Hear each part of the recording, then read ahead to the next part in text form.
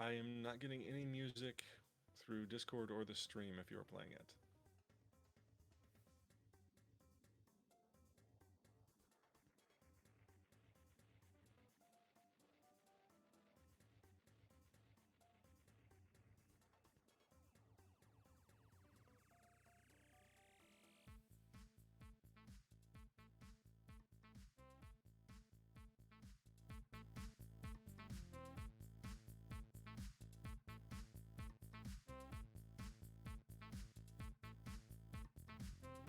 Okay.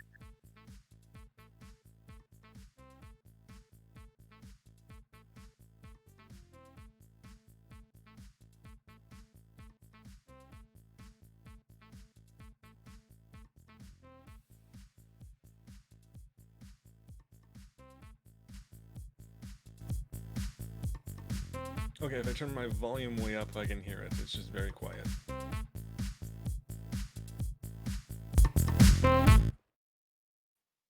Also, I can hear myself on stream.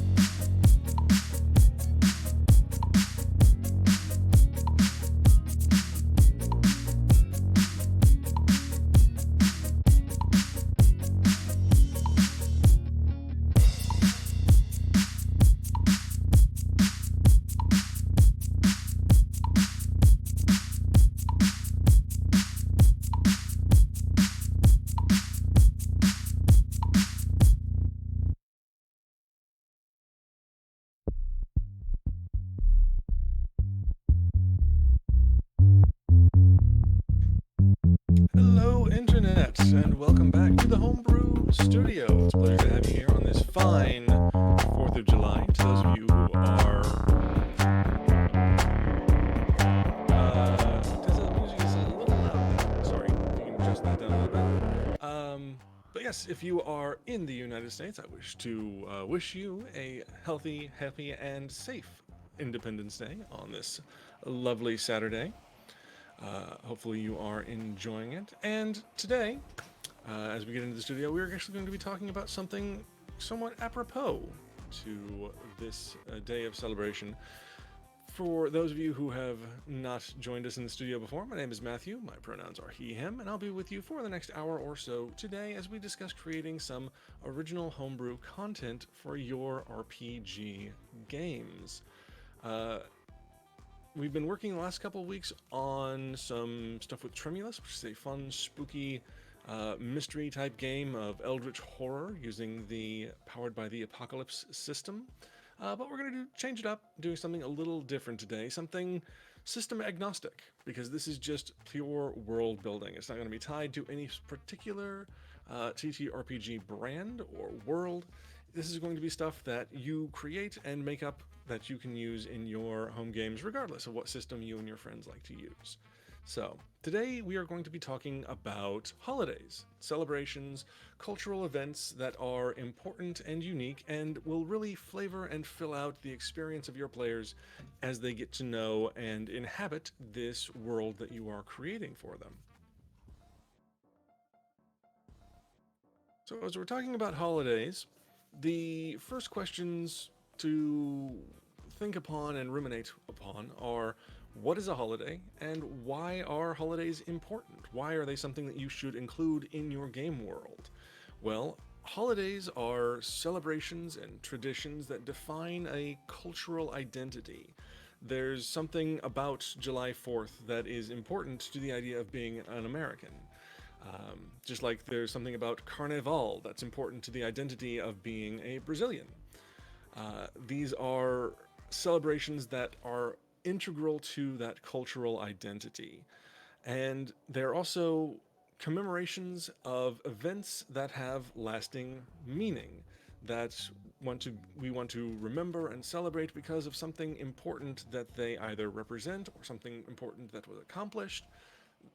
And keeping that memory of that event alive in our cultural consciousness is important to us. And thirdly, holidays are important because they demarcate the passage of time, both across a calendar year and across larger spans of time. If you're talking about celebrations of things like anniversaries or jubilees or something like that, where you're celebrating how much time has passed under a certain ruler's reign or since a certain event happened. So we're helping to demarcate the passage of time, and within a calendar year even, having holidays spread throughout the year help break up the passage of time and give people something to look forward to. So that's important. It's an important part of how we think about the culture in which we identify and the passage of time throughout our lives. So I have an example holiday here based on today that gives just sort of a basic framework of how you can start building your own holidays to put in your world. We have the holiday itself, which is called Independence Day, or alternately the 4th of July, because that's the date it falls on. The specific event that it commemorates is the signing of the Declaration of Independence, but it has a broader meaning beyond simply that one event. It celebrates American independence from Britain. It celebrates the idea of American democracy and the American experiment as a whole.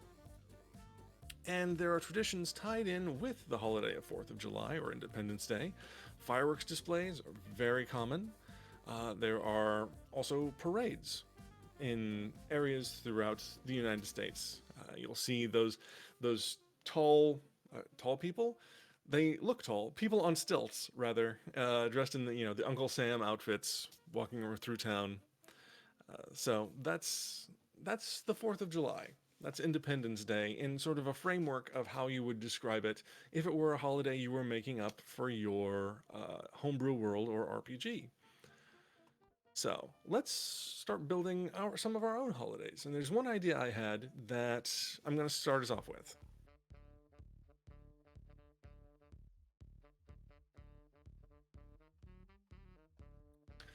Now, this holiday, the idea started with the tradition that would celebrate it. That tradition being the baking of little meat pies that look like a person. So they have sort of the basic, almost gingerbread man kind of shape, but it's a meat pie. And you'd have kids go from house to house dressed up in ghoulish costumes, almost like a Halloween type of thing. And you give them a little meat pie, and then they'd tear it apart and eat it. And I thought this would be a fun tradition to work into a holiday, so I'm starting in my head building a holiday around that. So, if our tradition is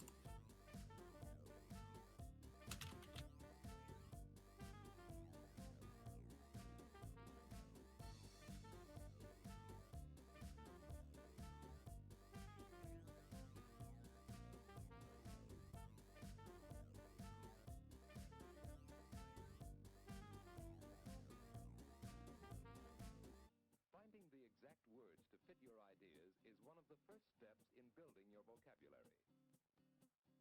People can be interested in new ideas. working backwards from there, coming up with a cultural context that would justify this being part of the holiday festivity. And my immediate thought was, well, if we're dealing with a sort of a gothic sort of religious holiday, maybe, because religious holidays are tied up a lot in um, particularly gory displays. So the idea, the symbology of a person being ripped apart and devoured fits in very nicely with certain. It's very macabre. Thank you, Tessa. Fits in with that kind of thing. So I was thinking, okay, what if we had a particular martyr of import that their story was all about how they were torn apart by demons or devils, and that's what this is commemorating and celebrating. So we need a name for our martyr. We'll just call them.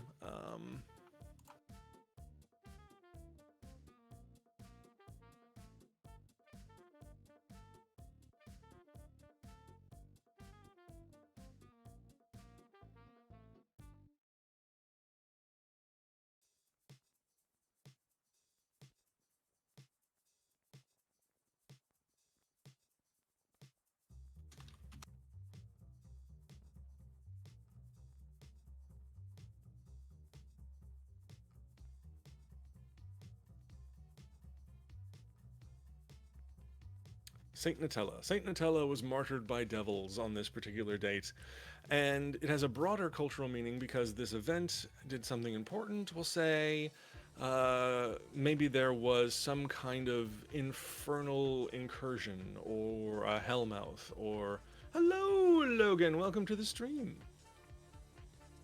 Uh, Something along that. Something that threatened the people of this world, and through Saint Nutella's martyrdom, the devils were cast out, and the world was made safe. So, let's say.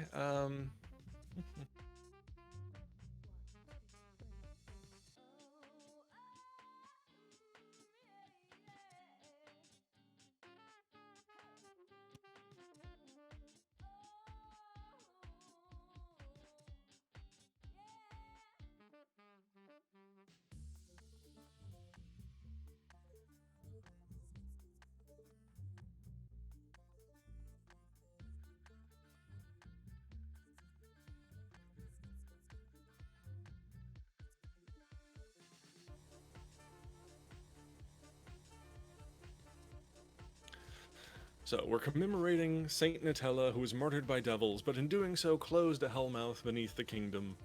And the broader cultural meaning that we want this story to conjure and inspire and keep alive. Hazel Nutella, yes, thank you, Logan. Um, is that we should reject evil influences, and we must be reminded of the goodness of self sacrifice in all things.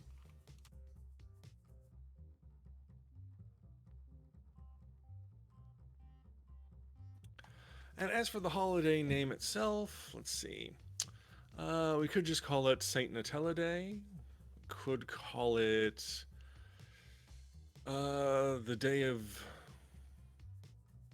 Hmm,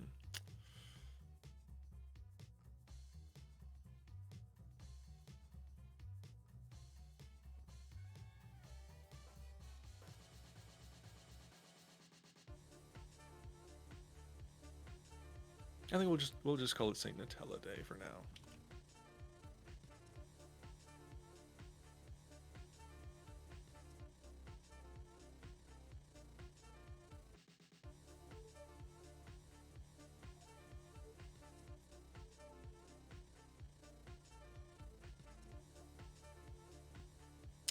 All right. So there we have a fun little holiday where once a year children dress up as little devils and ghoulish creatures and go from house to house to get delicious meat pies baked in the forms of this saint who uh, was horribly dismembered by devils, but we're making it fun for the kids. So there's a holiday that we just came up with. What are some other holidays we can invent?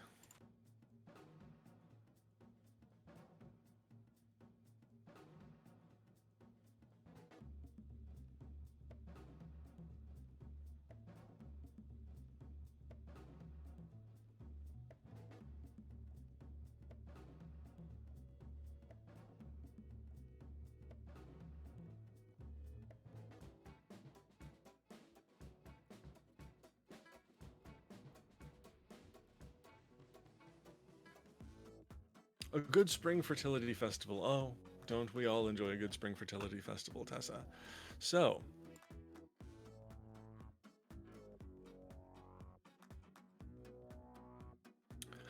let's see. Generally, at least in our world, I think spring fertility festivals are usually tied up around the spring solstice or the first day of spring, the celebration of the end of winter, the renewal of life, that kind of thing. Um, so we could invent a holiday around that idea. Um, so if the event we're celebrating is our spring solstice,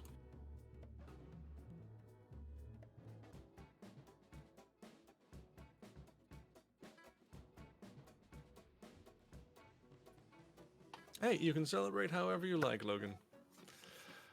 Uh, so long as everyone is consenting, adults.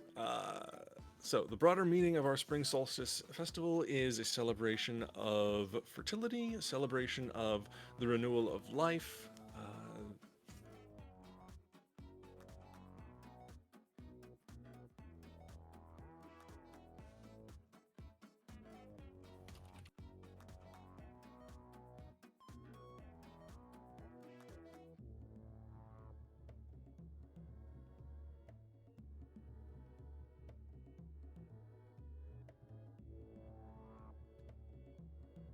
Completely understandable.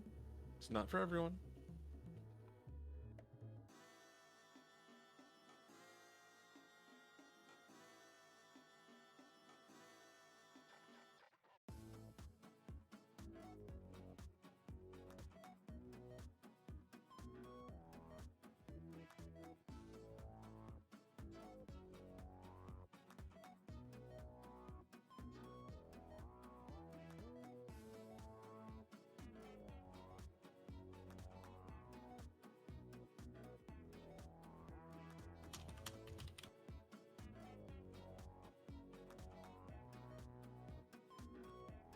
Jumping bonfires can be fun. I had a friend who unfortunately tried to jump a bonfire at a spring solstice event and didn't quite clear it. Got pretty nastily burned.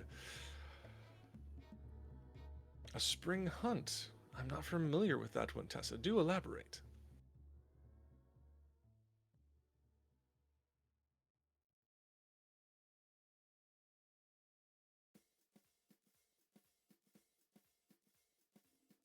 Also, thank you to other people who are jumping in.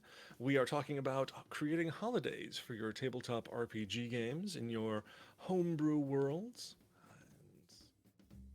Come up with one so far, Saint Nutella's Day, which is all about a saint martyring themselves to close a hellmouth, and now we're working on a second one, which centers around the idea of the spring solstice. Oh, Easter egg hunts, of course.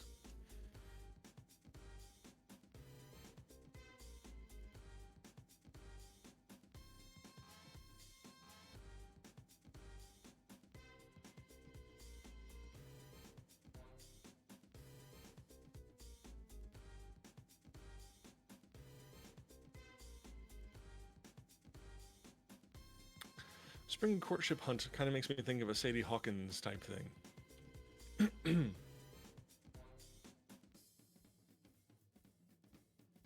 Nice little Freudian slip there, Logan. Everyone loves a good Freudian slip when you say one thing but mean your mother.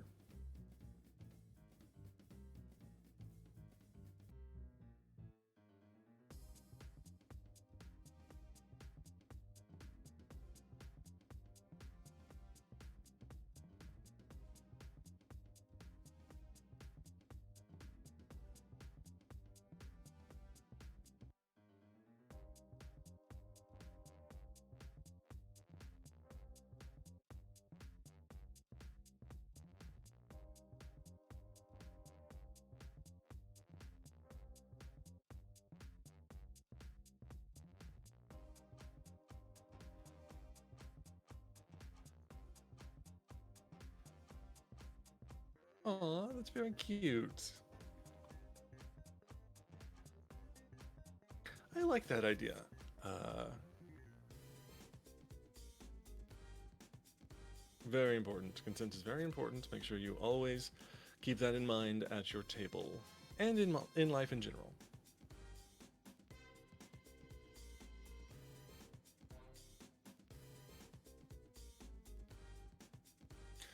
That's a very cute idea. Hmm.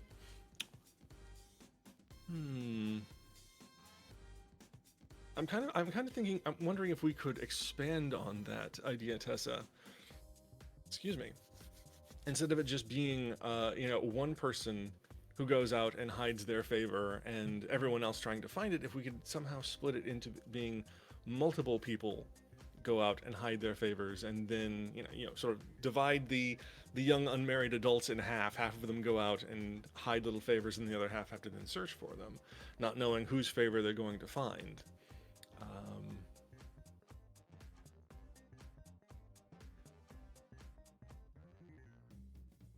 I kind of like that idea, actually.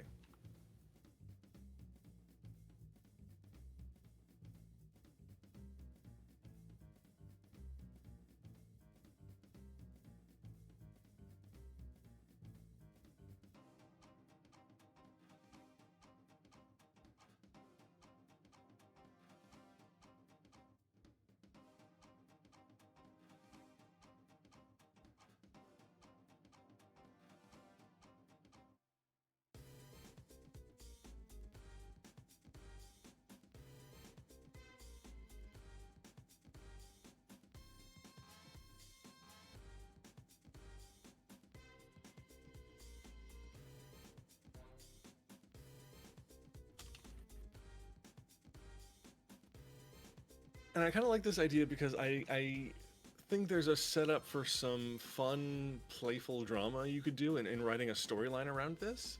And, maybe you have a couple of young people who are quite interested in one another, and one of them says, "Hey, I'm going to hide my thing here." But when their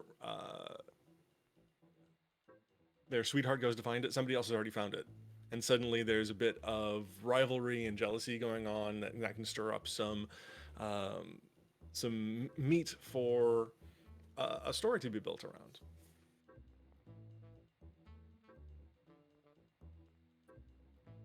All right.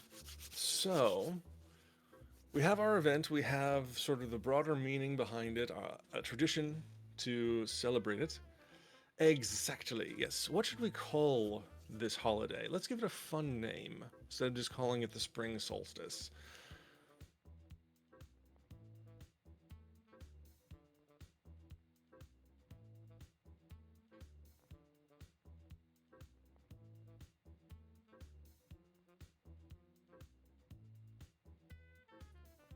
The Feast of Favor. That's fun.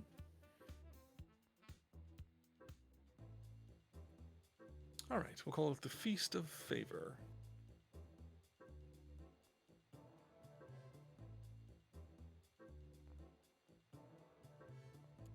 Feast of Love's Favor. Give it a little bit more of a tinge of romance.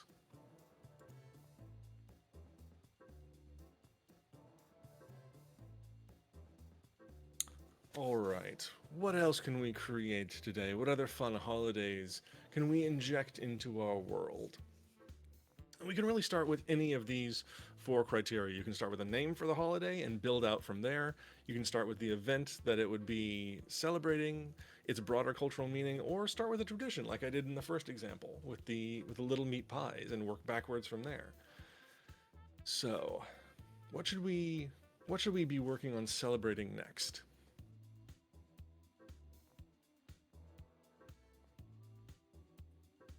Also, it's good to keep in mind because part of the idea of a holiday is this demarcation of time throughout the calendar year. With our Feast of Love's Favor, we have a very set time period. It's the spring solstice, it's the first quarter of the year. With the example we did previous to that, St. Natella's Day, that's not really bound by any particular time of year. So that could be at any point. It is Halloweeny, so you could position it more autumnal, but it could be at any point in the year, just whenever this particular event happened.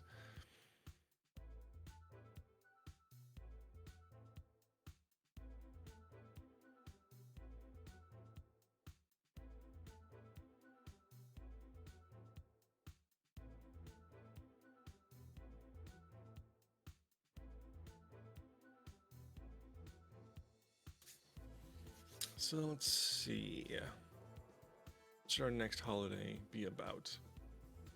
A lot of holidays that follow the agricultural calendar. That's very important in most cultures. That you are building your culture around the idea of the planting and the harvest.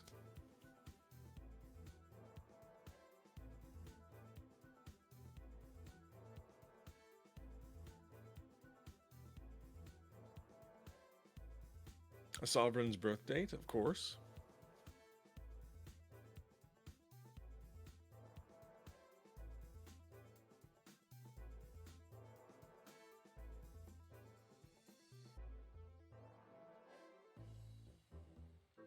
If it was an especially special sovereign who did something of particular historical note, that might even become a holiday that outlasts their reign and their lifetime, as opposed to it just being the birthday of the current sovereign. It could be, oh, this was the day on which King Jojo was born, and he did this wonderful thing on the 3rd of whatever, and we commemorate it always.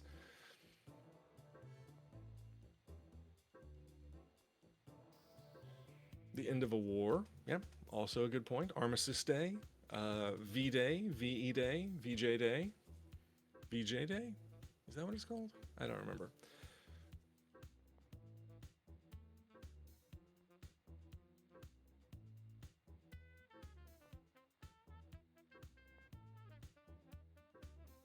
All right, let's build on the idea that we're having a holiday that celebrates the end of a war.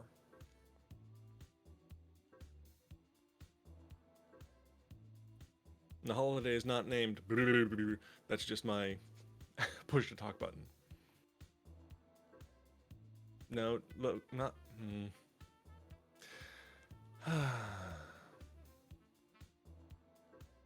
You did it. You made me sigh. Congratulations. All right, so we're celebrating the end of a war.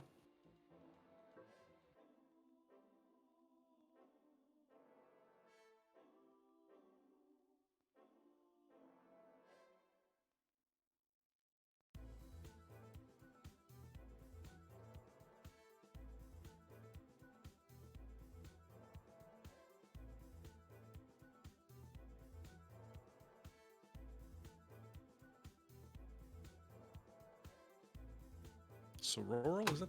I'm trying to think of the feminine version of fraternal. I'm not sure if sororal is the right word.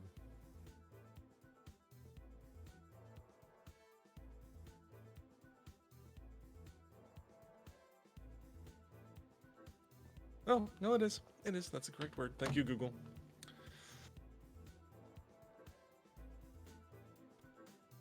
So, there was this war, this conflict called the War of Sororal Conflict.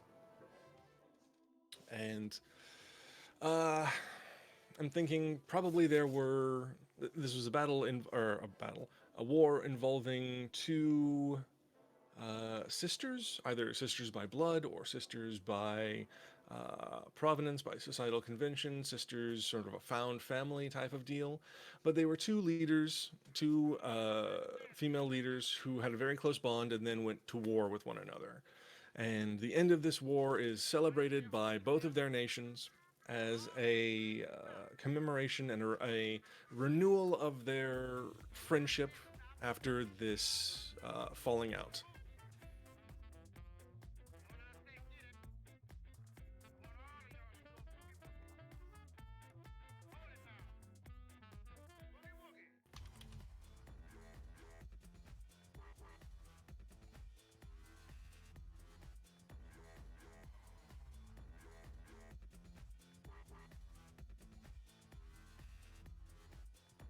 Among the traditions, I would imagine probably sporting events, sporting competitions between athletes from the two different nations.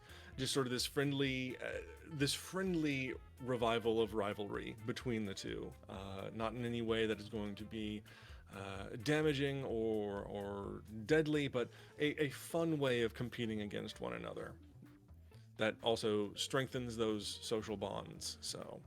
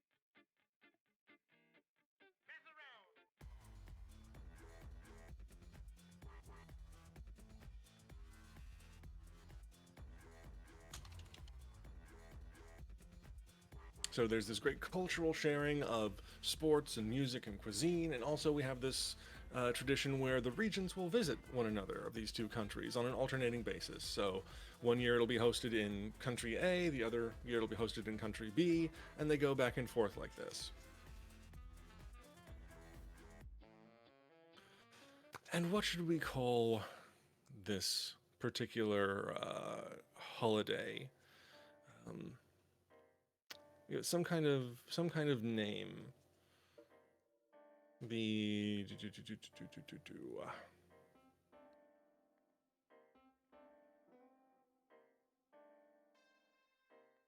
I'm trying to think of ideas and concepts that relate to uh, sisterness, being sisterly,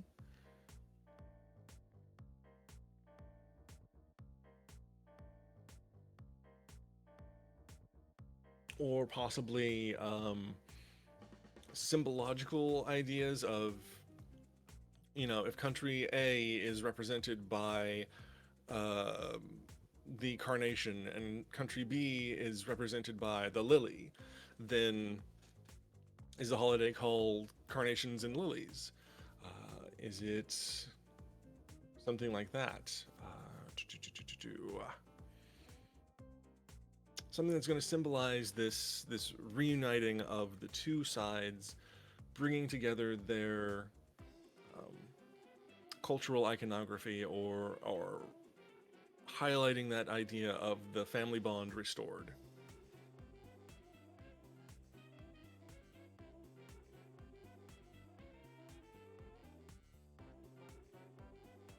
The Day of Peaceful Sisterhood.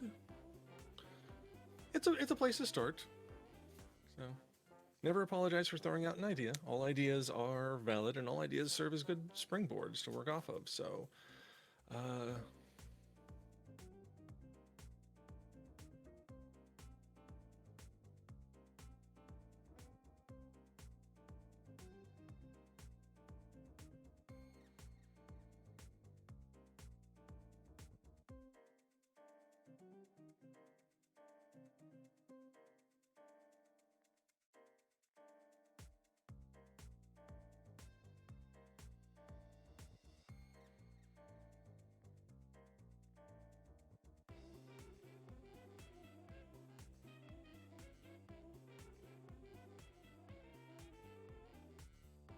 hey, Frosty. Thanks for joining us. Uh, Name it in their native language. We could do that. I'd have to whip out Google Translate. And then you'd watch me suffer trying to pronounce things.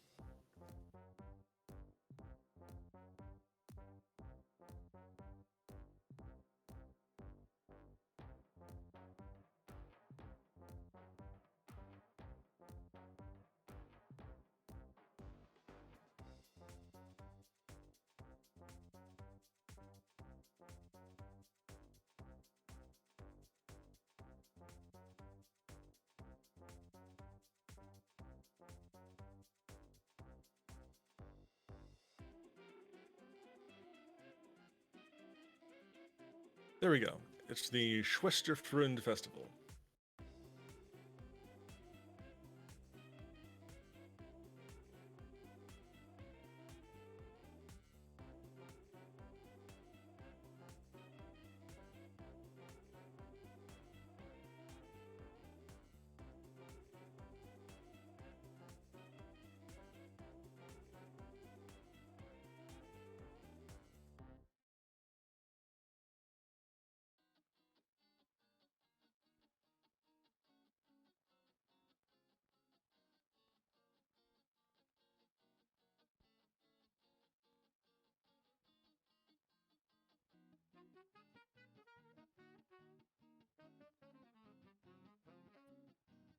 All right. So, we've got 3 holidays now. We've got a religious holiday, we've got a uh, seasonal holiday, and we've got a political holiday. So we're getting a nice range in, which is great as well. We're not just focusing on one type of holiday. We're getting a variety. Hello, annoyed and confused. Welcome to the Homebrew Studio. I hope you're having a wonderful July 4th.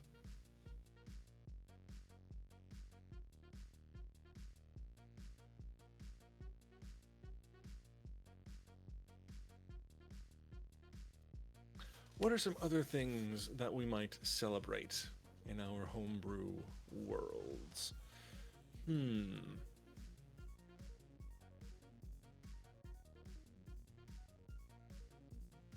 We can also move out of the fantasy realm if people want to.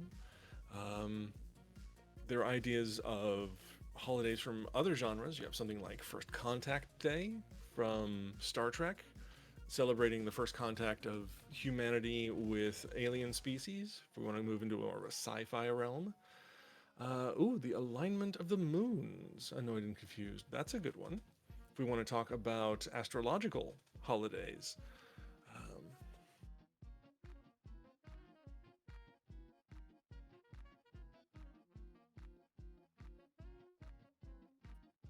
So we're celebrating the alignment of the moons. What is the broader cultural meaning that we're building around this celestial event? Or is there something that occurs, something magical or supernatural that happens in this particular setting when the moons align? The invention of a really good piece of candy. We could absolutely build a holiday around that conceit as well. Yes, of course, we are working under the conceit that this planet has more than one moon.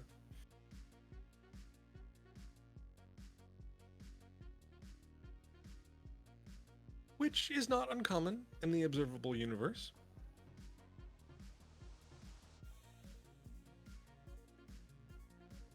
Logan, I want you to describe this candy to me.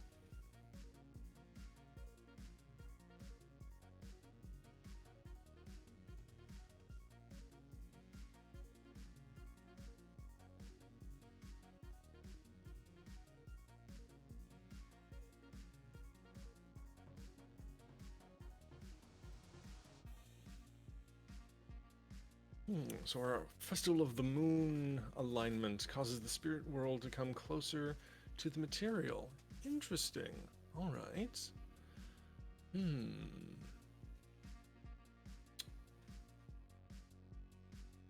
So our broader cultural meaning is maybe becomes a celebration of those who have died.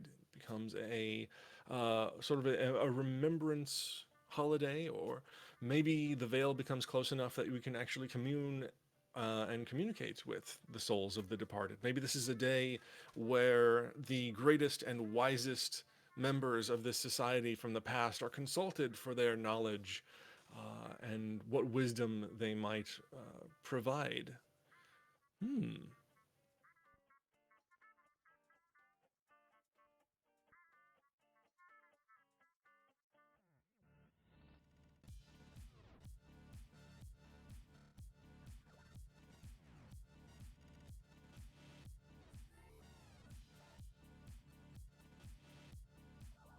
I like that. I like the idea.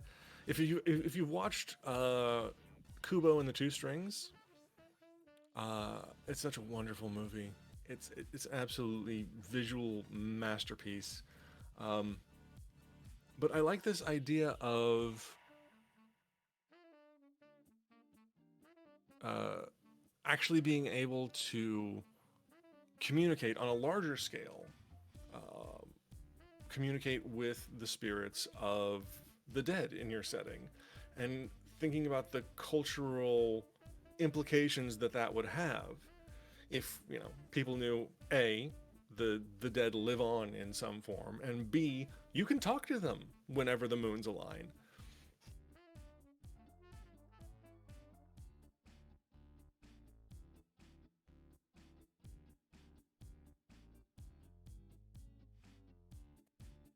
A gooey rum nougat surrounded by delicate milk chocolate with a light flake of salt on the top. Ooh, this sounds decadent. Logan, what is this confection called?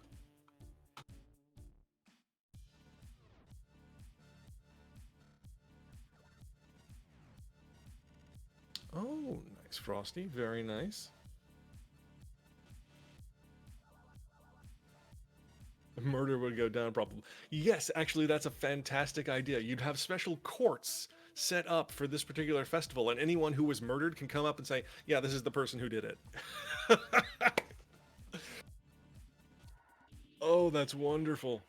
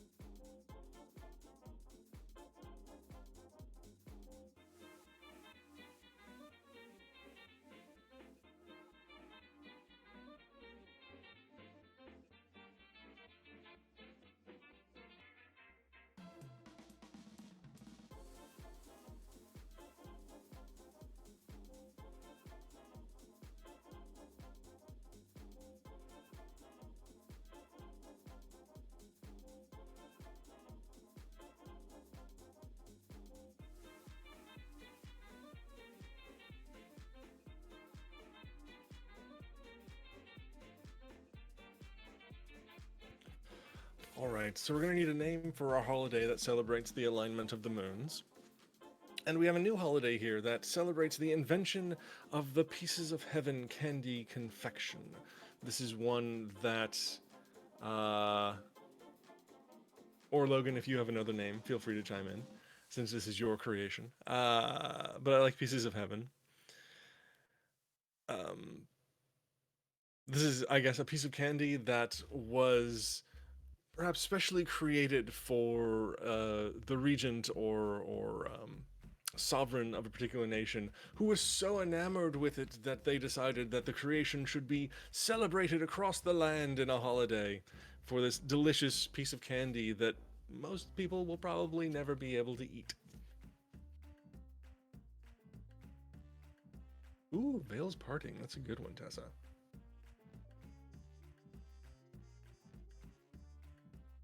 And that's an excellent plot hook, Frosty. Well done.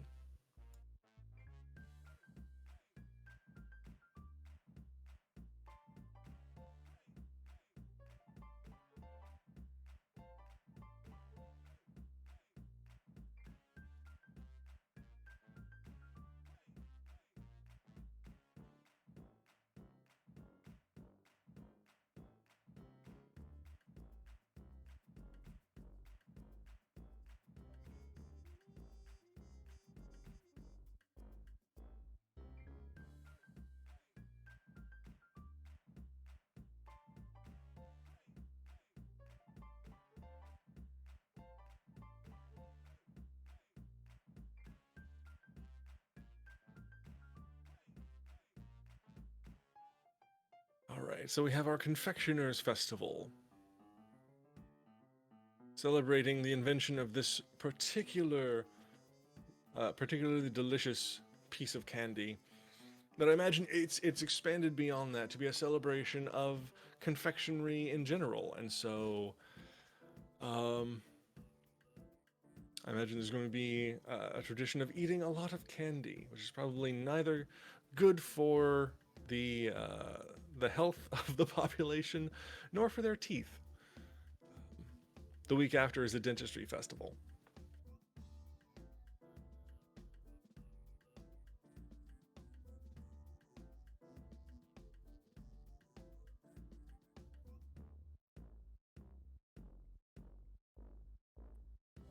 Yep, there we go, Logan. Thank you. When in doubt, make up an acronym.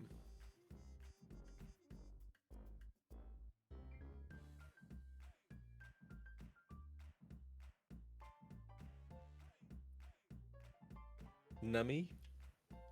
I don't know.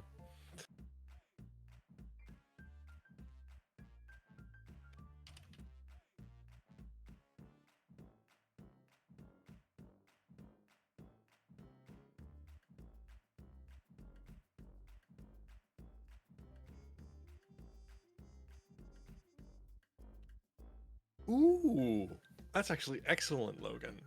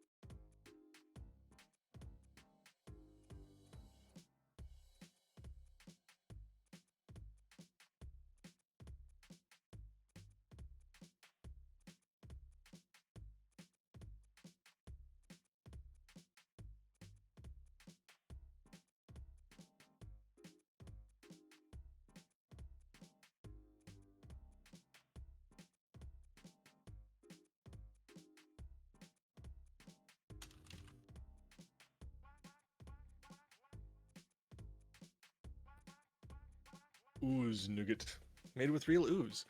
Um, yeah, but I'm imagining that this town, because that's a fantastic suggestion, Logan. This town was like on the verge of, you know, just destitution, and somebody came up with this idea for a delicious candy, and it completely turned the town's fortunes around. It put them on the map. Everyone wanted these pieces of heaven, and it became a maybe a national icon, maybe a global sensation. But this town is now the center of the world's confectionery world, using a word to define itself. But yeah, they have this confection fair every year to honor the invention of the pieces of heaven candy, where all of the candy makers of the world come, and it's sort of I'm thinking like World's Fair type deal, where everyone comes and shows off their candy that they've invented, and there are probably competitions and prizes given out for the maybe the stretchiest taffy. They have a very long measuring stick, and we see whose taffy can stretch the furthest before breaking. Um, the biggest jawbreaker, etc., etc. All right, Frosty, thanks for popping in. It was great seeing you.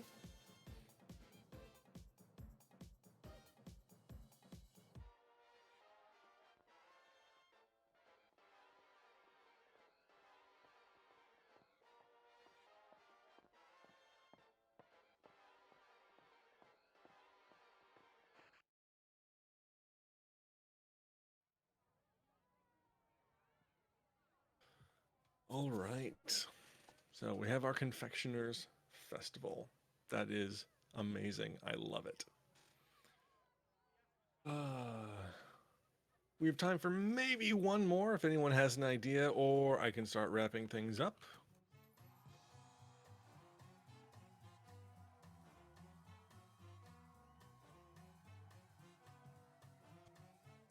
What say you, Shat?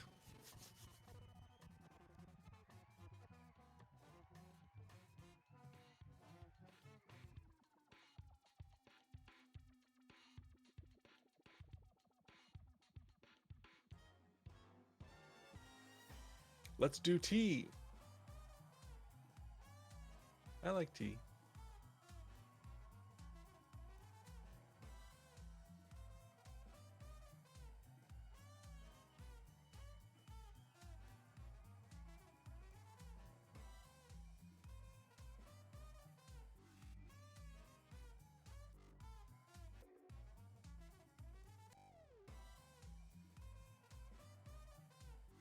All right, so what have we got here? We've had, let's make one more. All right, we've had a religious holiday, we've had a seasonal holiday, a political holiday, a celestial holiday, and now an economic holiday. So, again, fantastic variation. We're not repeating ourselves, we're making lots of variety, which is fantastic. What should our final holiday of the day be all about?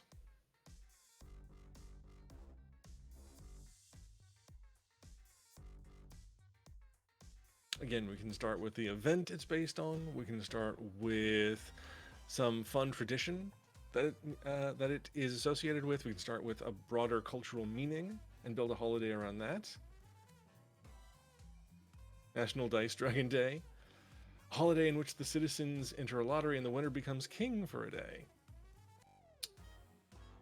Present your Uncle Dice Dragon an offering of new dice. Hmm.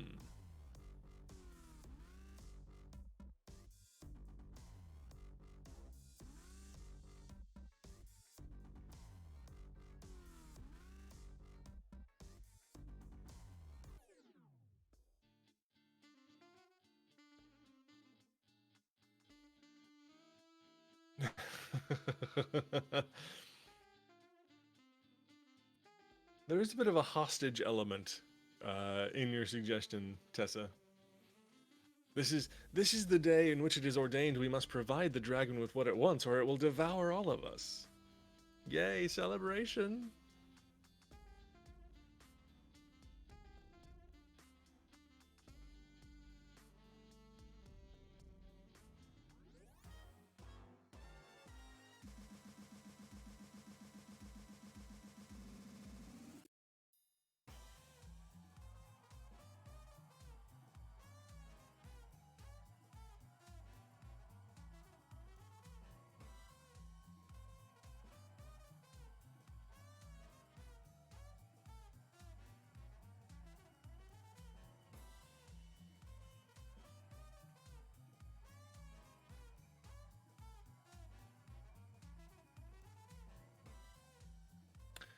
That should be every day, really. Thank you, Storyteller Day.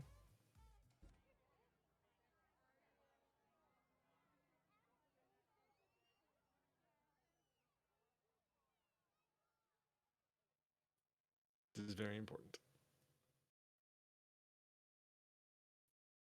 We are Banded Kestrel. We are just trying to fit in one more holiday that we can come up with. Just an inventive, fun holiday that can be used in a TTRPG setting. Ooh, Full Greek can have a storytellers competition. There we go.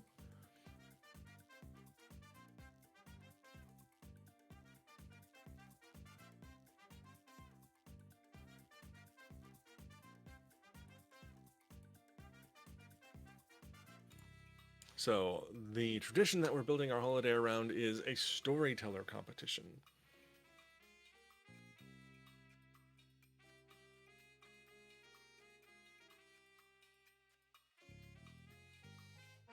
So, what might our what particular event started this off? Why was this day set aside for storyteller competitions? And what is the broader meaning behind this celebration?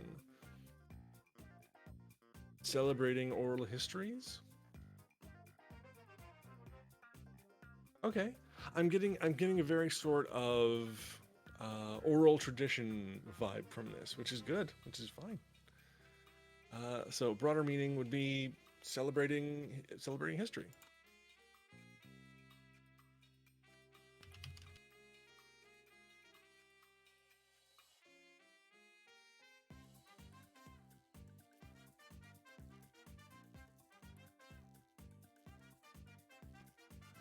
The winner gets a jug of magic wine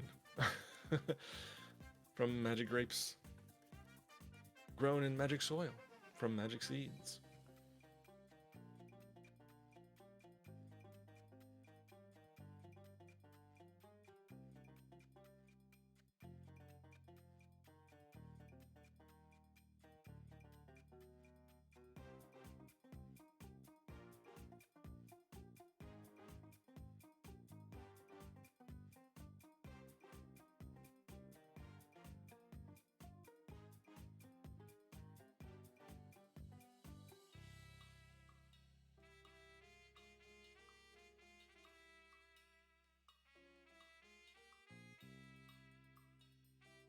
Okay. So the idea is this started as just very sort of a small scale thing, and then just grew and grew and grew as the sort of the legend around it did. Very appropriate for a holiday that's all about oral tradition.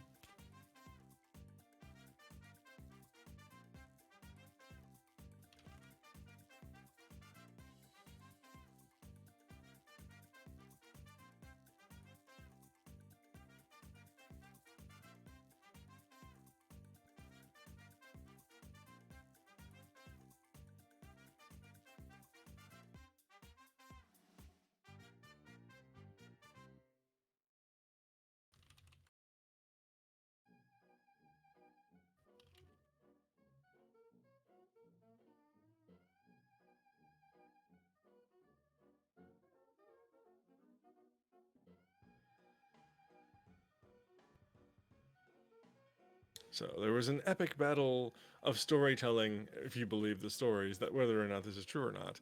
But there was an epic battle of storytelling between two bards, but no one remembers who won because everyone in attendance got too drunk. Still, it was a great time. And they decided to do it again and again and again and again. And now it's just this regularly observed festival, this regular holiday.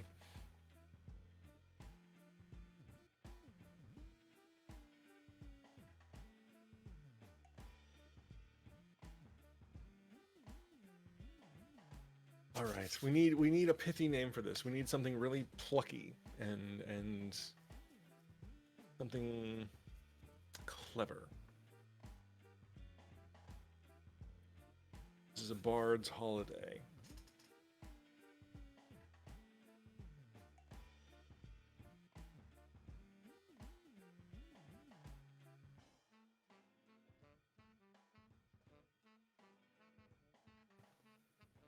Battle of Wit and Wine.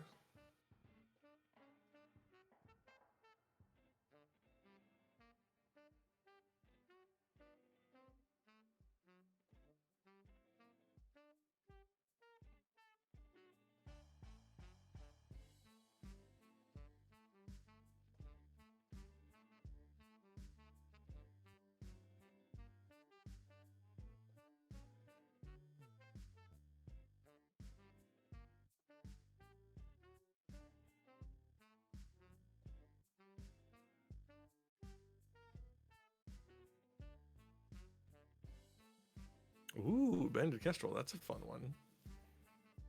Alliteration is always great.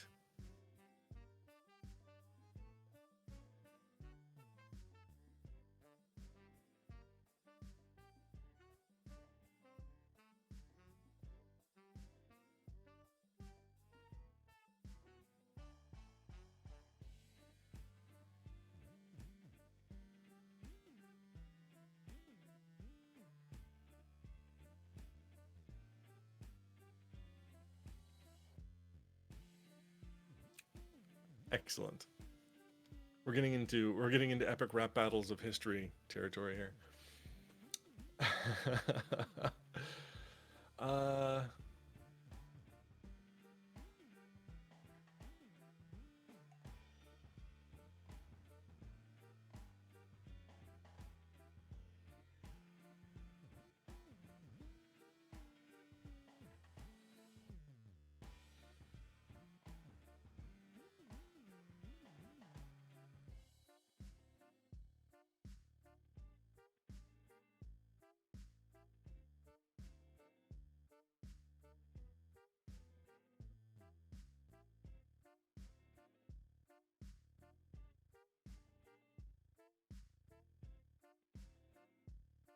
Tournament of Wits and Wine.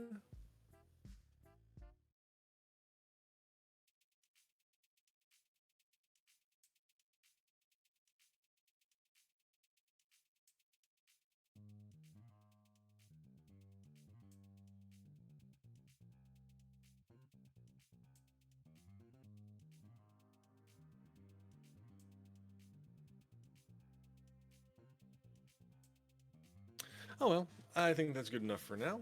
Thank you everybody for joining me. Thank you for your enthusiastic participation in the chat today and all your wonderful suggestions and ideas. I've greatly appreciated it. And we've come up with some really fun holidays that could be injected into really any RPG. To liven up the world, give your players something fun to do and interact with between adventures, or to base adventures on, really. So, thank you, everyone, again for joining. Again, my name is Matthew. My pronouns are he, him. You can find me on Twitter at Matthew A. Siebert. You can also find me here on Thursday evenings at 6 p.m. Pacific as the host of No Brainer Trivia. Where I host 7 rounds of basically bar trivia for your entertainment. You can come and hang out and have fun and even affect the outcome to make things a little bit harder on the contestants and a little bit more fun. You can also find me as the Dungeon Master of the Land Above podcast. Go over to nerdsmith.org to check that out. Right now, since it is 5 o'clock on the West Coast, you should jump on over to Plot Hunters on twitch.tv. In fact, I think we will raid over to them if they are live. But they are a fantastic D&D stream, part of the Nerdsmith network. They are just kicking off their 4th season. I think the 4th season started last week, so you can jump in now and get in on this new plot line. It should be a lot of fun. There will not be any streams tomorrow that I'm aware of. Monday, we should be back at 6 o'clock Pacific time with Angela's Reader's Corner, in which she will be reading a something fun for your ears. This past week, she actually read an original story of her own, which was fantastic. She might do that next week. She might go back to reading more public works. We'll find out. Tuesday, we regularly have shenanigans. Hopefully, the stars align and there won't be any other player absences or emergencies that prevent the game from being played. So hopefully 7 p.m. next Tuesday will be Shenanigans, our Spelljammer D&D campaign. And then Wednesday is the Power Hour with Angela, also known as the Soup Hour. depending on what you're having for lunch. And Thursday, again, no brainer. Friday is Nerdsmith Sings Its Heart Out, where Angela leads a cadre of Nerdsmith creators to do some Twitch Sings karaoke, raising funds for a worthy cause. So that's our outline of streaming events across the week. Thank you so much for joining me. Please be good to yourselves, take care of one another, be safe. If you're going outside, wear a mask, wash your hands, social distance, be responsible, and we will see you next week. Bye, everybody.